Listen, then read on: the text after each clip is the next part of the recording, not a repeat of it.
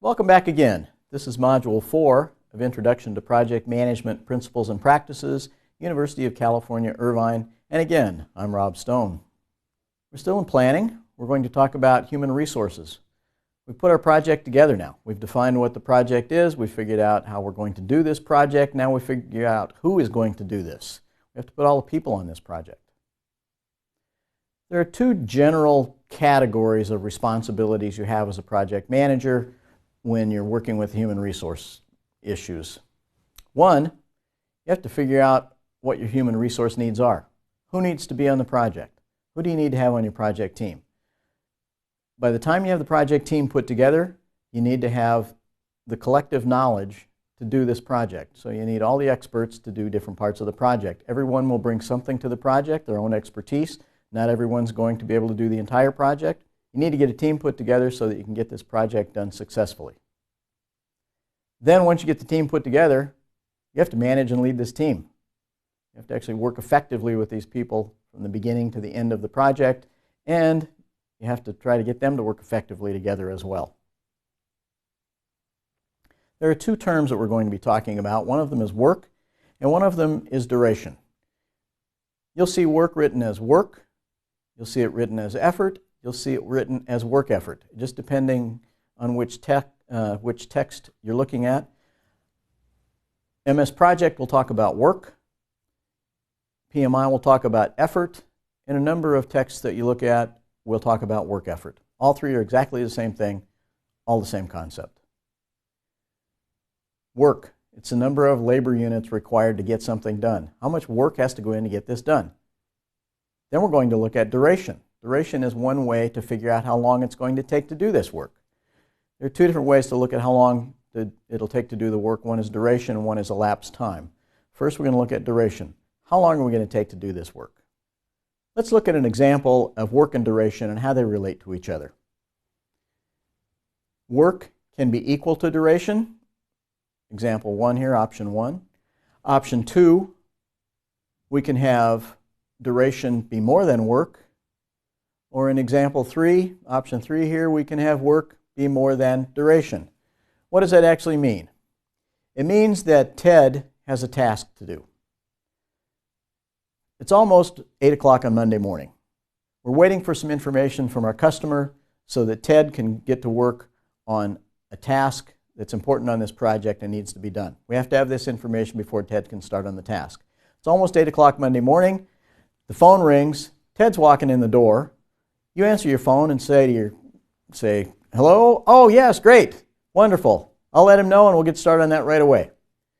Catch Ted when Ted comes walking in the door and say, Ted, the customer just called. They've just emailed the information to you. You can start working on that task that we're waiting for the information for. Can you get started on that right away? Because they're going to be in here at noon on Wednesday and they need this thing done by then. We have to have it done by noon Wednesday. That gives Ted 8 hours on Monday to do this, 8 hours on Tuesday to work on this, and 4 hours on Wednesday. There's our 20 hours.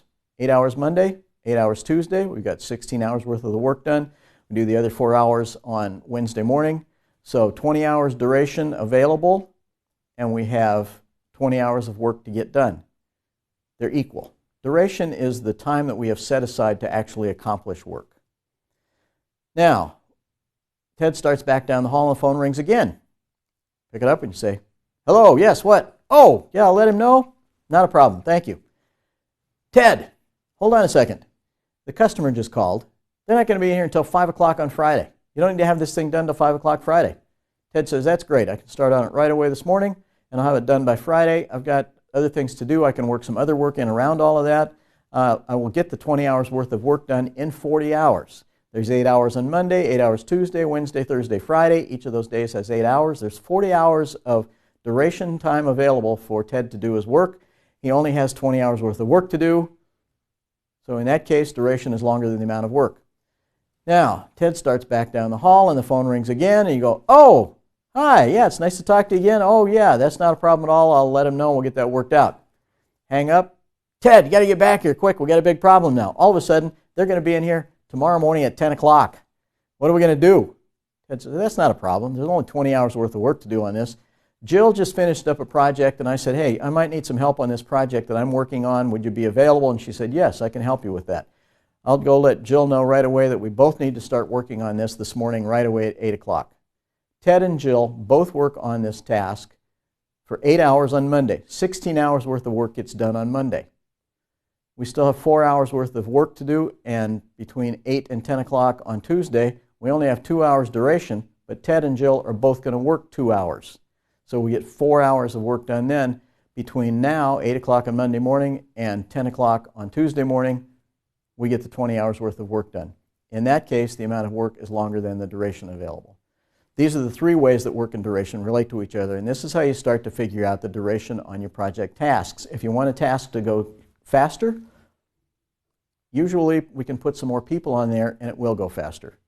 It might not always go as fast as we want. Sometimes putting more people on there slows things down a little bit because people just get in each other's way a little, but putting more people on a task typically will get it done faster. So when we're looking at the duration of our projects, first what we need to do is figure out how much work has to be done on a specific task, and then we figure out, well, how many people are we going to put on that to get a certain duration. The other thing is elapsed time. Elapsed time is that calendar and the clock. That clock, this thing, wing, that just goes around. That second hand just swings around there all the time. It never stops.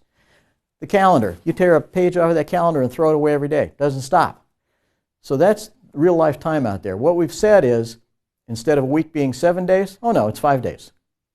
Instead of a day being 24 hours, no, it's 8 hours. We've converted elapsed time into duration time and said this is the time we've set aside to do work. So it could be for 10-hour days or however you have it set up in your organization. But we said these are the times available to do work. During that duration, we can get more or less work done. On one of these little bars across here, you'll see they're pretty tall. That means that on Thursday and Friday, we had some people working, and so we got more than 8 hours worth of work done on the task. On Wednesday of that 1 week, we got less than 8 hours work done on that task. Weekend, got nothing done on the task. When you talk to people about how long it's going to take to do the project, you need to find out what people are talking about and what terms they're using. What do people want to know when they say, when's the project going to be done? They're only caring about elapsed time. They just want to know the date on the calendar and the time on the clock. They don't care about work and duration.